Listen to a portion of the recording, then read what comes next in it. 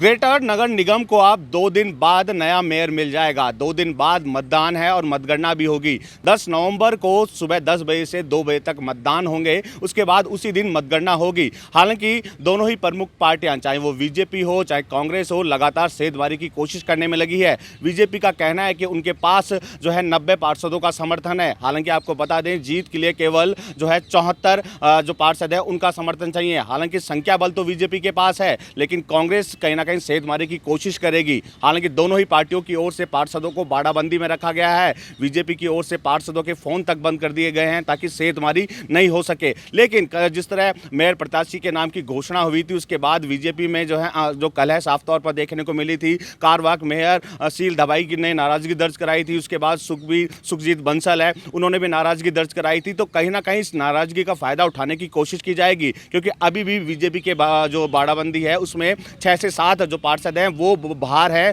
बाड़ाबंदी में नहीं गए हैं। हालांकि स्वास्थ्य का हवाला भी दिया गया है, शादी का हवाला भी दिया गया है, लेकिन मनमुटाव तो खुलकर सामने आ ही रहा है। और कहीं ना कहीं इस मनमुटाव का फायदा उठाने की कोशिश कांग्रेस की ओर से की जाएगी। कांग्रेस के प्रताप सिंह खाचरियावास, लालचंद कटारिया, पुष्पेंद्र भारद्वाज लगातार ऐसे पार्षदों से संपर्क साधने में लगे हैं जो कहीं ना कहीं बीजेपी का खेल बिगाड़ सकते हैं। इसके साथ साथ ही कांग्रेस की अगर बात करें, कांग्रेस में भी क्रॉस वोटिंग का भय सताने में लगा है, क्योंकि पूर्व में देखने को मिला था कि 4 पार्षदों की नाराजगी थी। उनका कहना था कि उनके काम नहीं हो रहे हैं। लगातार विभाग के अधिकारियों को सूचित किया जा रहा है, लेकिन सूचित करने के बाद भी जो है अवगत कराने के बाद भी उनके काम नहीं हो रहे हैं। ऐसे में जो पार्टियां हैं, चाहे वो बीजेपी हो चाहे कांग्रेस हो, जो नाराजगी है उसको दूर करने की कोशिश के लिए बाड़ाबंदी में प्रतिदिन बैठक रखी जा रही है। बैठक के माध्यम से जो है समझाइश का प्रयास किया जा रहा है। कहीं ना कहीं खेल ना बिगड़े, इसको लेकर अलग अलग विधायकों को जिम्मेदारी दी गई है। विधायक लगातार जो है बाड़ाबंदी में पार्षदों के साथ 1-to-1 रायशुमारी करने में लगे हैं। बीजेपी की अगर बात करें, बीजेपी में रामलाल शर्मा प्रतिदिन